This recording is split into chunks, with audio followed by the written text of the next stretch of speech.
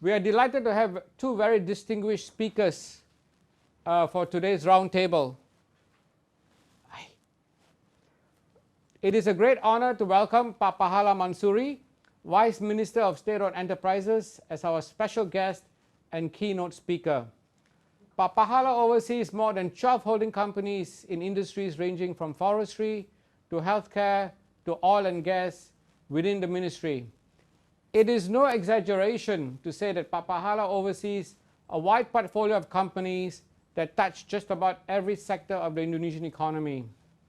Pak Pahala also has deep and wide experience as a CEO in the banking and aviation sector. Welcome, Pak Pahala, and thank you for joining us today. Our second speaker is Burak Uch, Associate Professor of Organizational Behavior at the Melbourne Business School. Burak is of Turkish origins.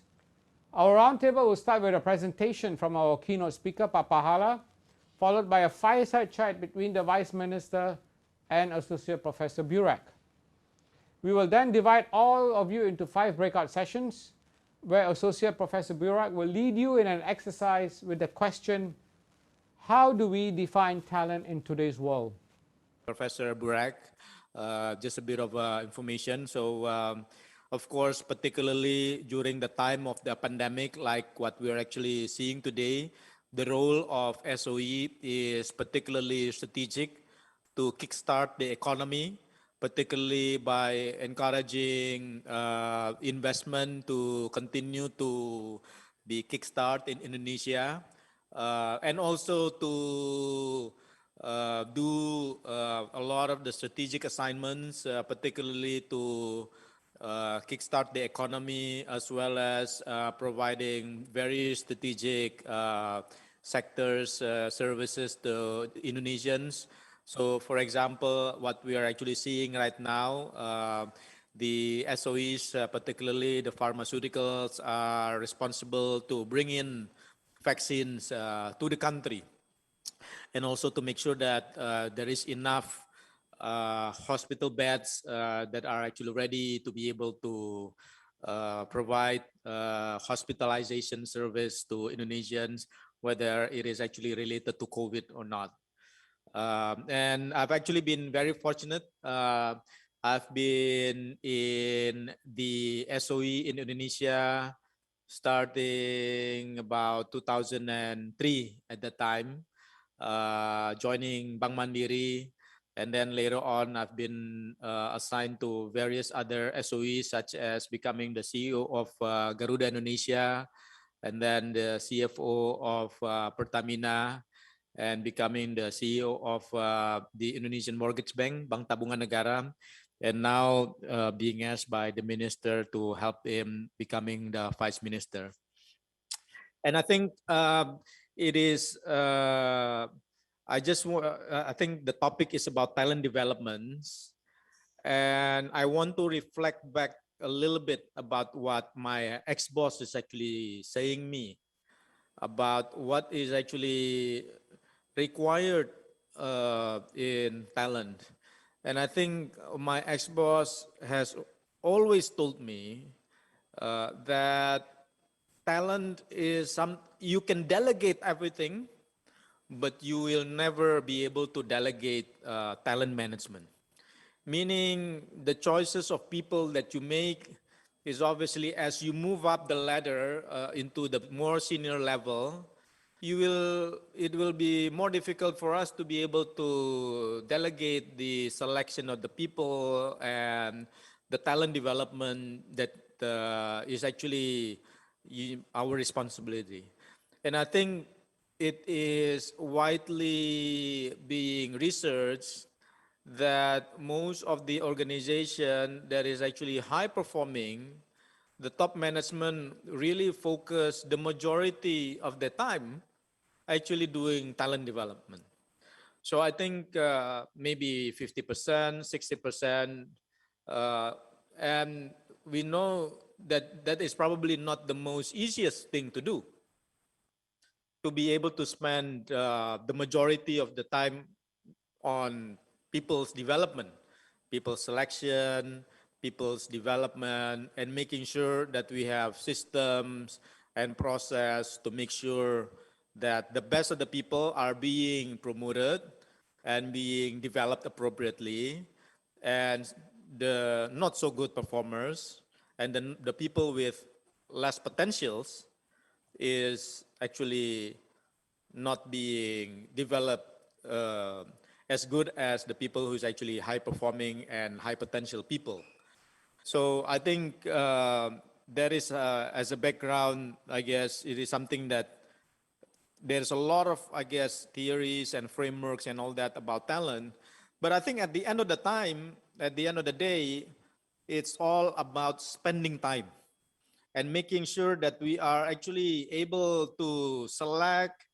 One is spend time, and if possible, spend the majority of our time, particularly if we are actually very senior people, to spend on talent development. The second thing is, I think, be very systematic about it and be able to develop a system or a committee to be able to develop our people, even though that we always trust our gut feel and our hunch. So that is actually the tricky part. How are we going to be able to rely on systems, but at the same time be able to trust your guts? The third is, I think, in terms of talent development, is not only about selecting people, but actually how are we going to be able to assign people and coach them, train them as part of the talent development program.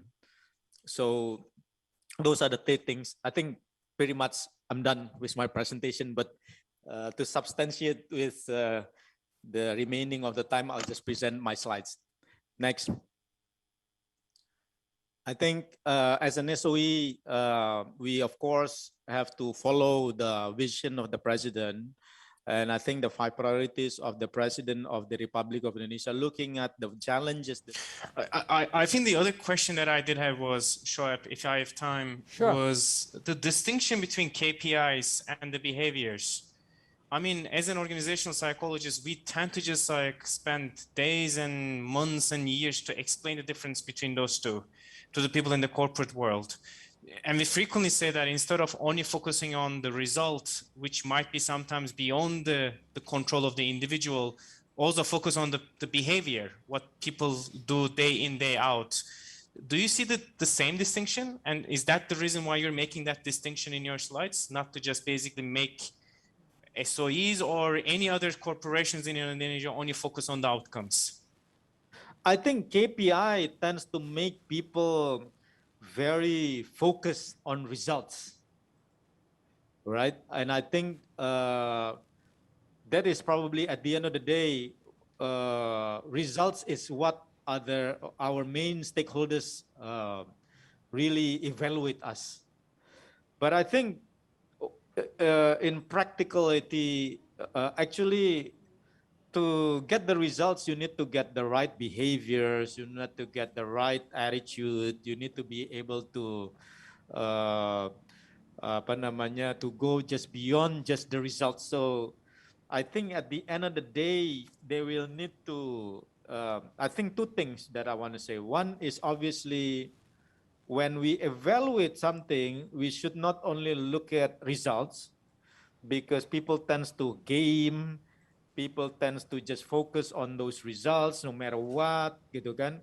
We, at the end of the day, maybe, for example, because we focused on the bottom line, they are not very, they don't care a lot about how they get the results rather than that. So that is actually another thing that we really want to encourage them, is that, okay, yes, there is these results that you need to actually achieve. And obviously, even within the results, the majority or the largest contribution is something which is more financial in nature. I think we agree with that, that at the end of the day, you need to create values, you need to actually achieve a certain EBITDA, for example, and so on and so forth. but there are other parts of the KPI as well that you need to actually achieve. And as individual, it can be learned. I think I initially don't think I learned a lot from my seniors. And I think it's also part of this thing is how through this process of talent developers, then you learn how the senior people are thinking about it, how they trying to engage others, how they are trying to probe into the talents themselves, or they talk to this and that. They are not just relying on one source, they are relying on multiple sources.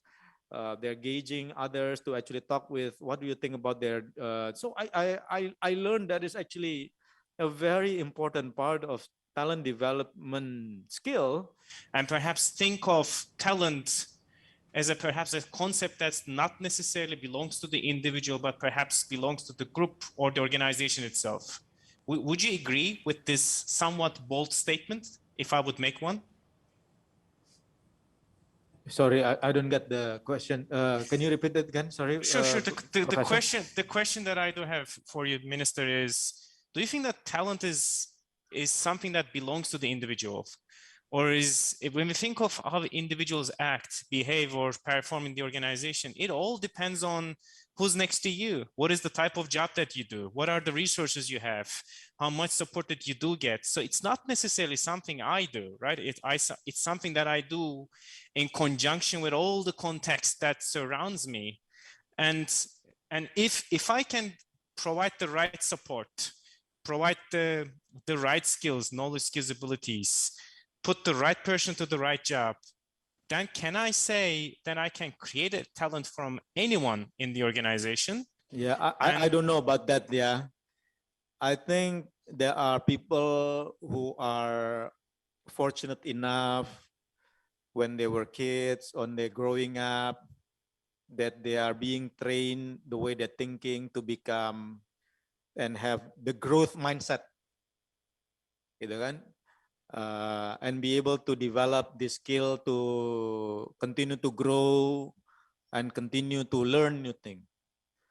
There are some people who is not as fortunate, unfortunately, I have to say, but organization can try to make it more standardized, obviously. I think that's the whole idea about the talent management program, right? To make it more standardized to all people, to make all this more systemic rather than by accident.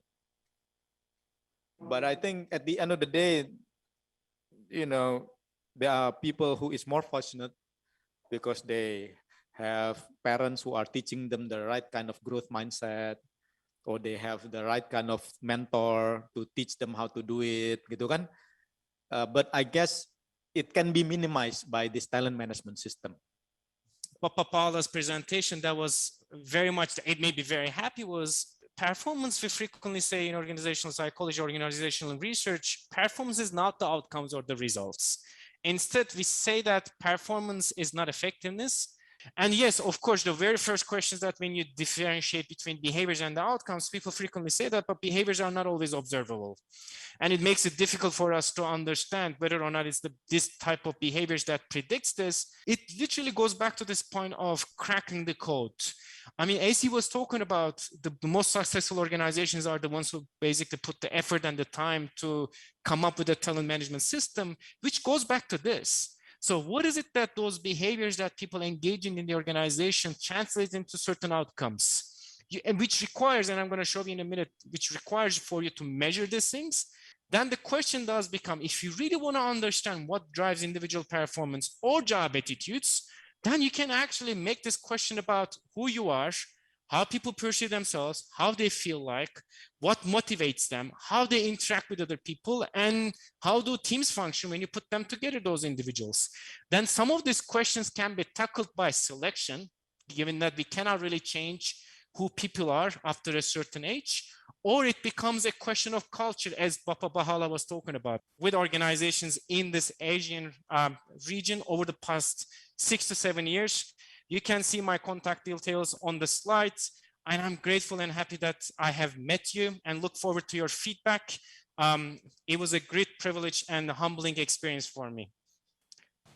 Shoaib, I'm back at you.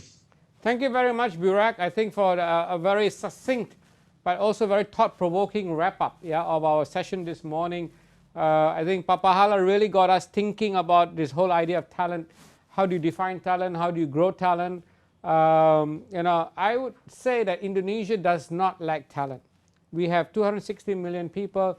We have many, many millions of talented people. I think the key really is to direct them in the right way, to give them the opportunities to grow. And as I said earlier, I think this is the first time, I've been here 20 years, I think this is the first time that I've actually heard the Minister for State-owned Enterprises really unveiling a map, a roadmap for talent development within Indonesia. And given the role of SOEs in Indonesia's economy, I think that is very critical. And I think the other thing that he said, Burak, which is very important, is that SOE wants to be a leader of talent, not just for itself, but for the nation, to produce talent for the rest of the society and for the world.